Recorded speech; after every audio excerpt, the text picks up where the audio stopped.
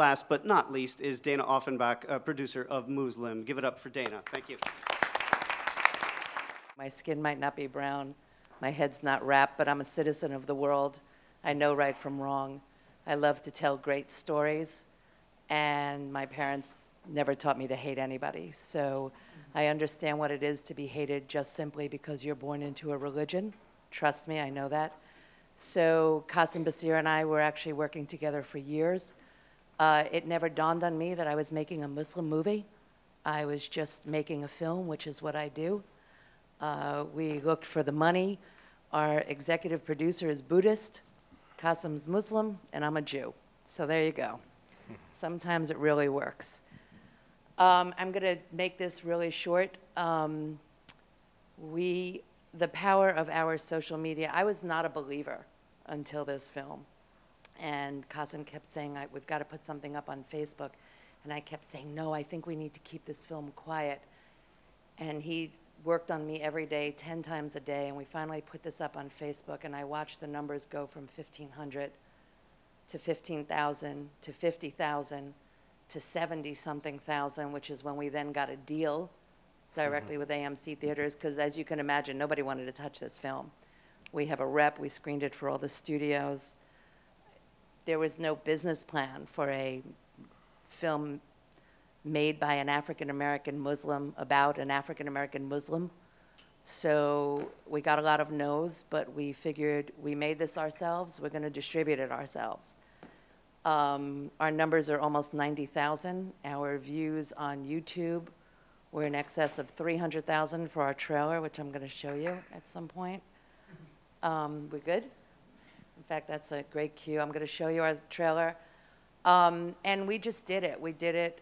We're still doing it. I'm tired. I'm really probably am younger than I look, but it's been a really hard road. I mean, we've had no help. It never dawned on me that all of these controversies in our country surrounding the Muslim community would, on one hand, affect our film so negatively, and then on the other hand, lift it up so positively. And it was the controversy at Ground Zero, which I'm actually going to show you something that's really interesting.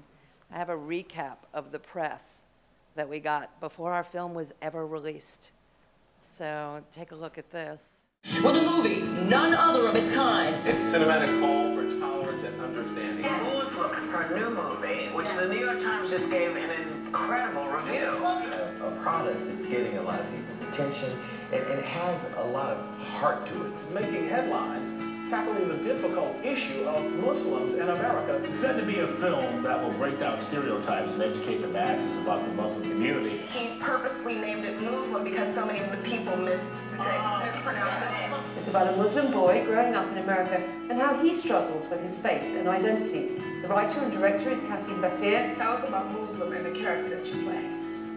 I play a young boy who's basically just on him trying to find his way in this world. It's the first ever American feature film depicting the life of a young Muslim American. Yeah, great reviews. It did get great reviews. It's about a Muslim American family. Before, during, and after the 9/11 attack. It really is a story, too, about a relationship between a father and a son, generational relationships, etc.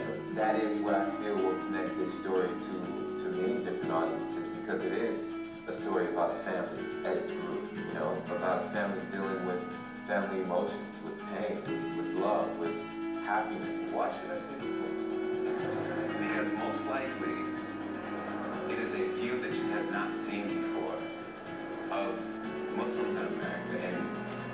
And given what we're facing today, the amount of ignorance surrounding Muslims and Islam, I feel that it's necessary for people to see this.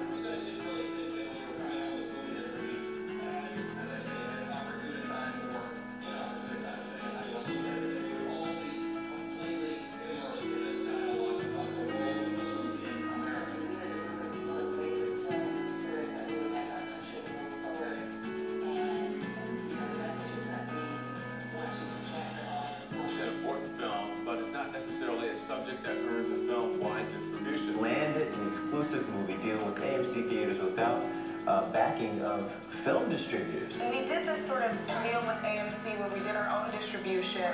You know, they saw what we were doing, they saw what we had on Facebook, Twitter, they saw this, we had on eventful.com, people were demanding the film. They were like, all right, we'll give you guys a shot.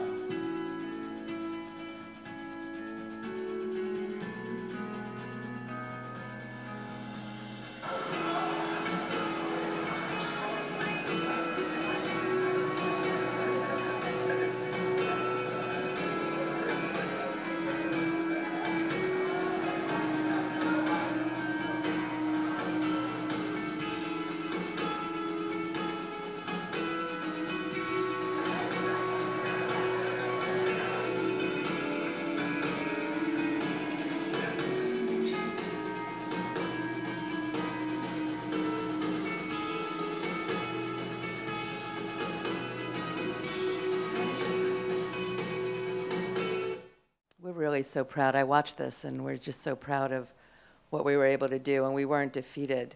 We knew that this film, like you said, this film, it will find its audience. And I'm going to just show you the trailer, and then I think it sort of all speaks for itself, and I'm going to jump back up on stage, and we'll all talk.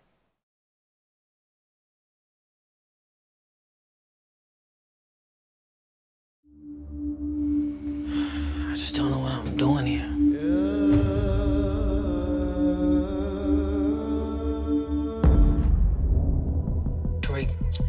Tariq Mahdi right there. You're in room 512. You want a drink? This is the first time I've ever drank. Hey, having fun? I've never been to anything like this before. This is a melting pot. It's where we live. Oh, you might want to think about reining things in a little. What is your deal, huh? I thought we both requested Muslim roommates, so... My father requested a Muslim roommate. Get your kufi and put it on your head. Yes, sir. The kids at school give them a hard enough time. It's a Mooz-lum name! You can call me T. I'm sure your mother didn't name you T. Ever since that boy was born, you've been trying to create a carbon copy of yourself. My boy's gonna be a hafiz of the Quran. I'm really happy it's working out, Hassan. You used to sound happy. What happened there? I'm Muslim. I'm Catholic. I'm not supposed to be talking to you.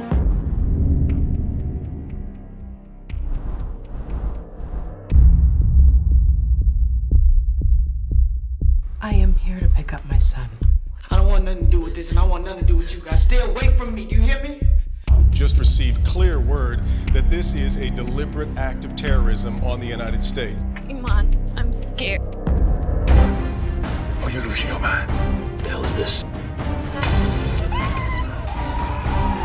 Let's at least take off our scarves. We will not. I am the law today. You have no idea what I've been through. Who did this to you?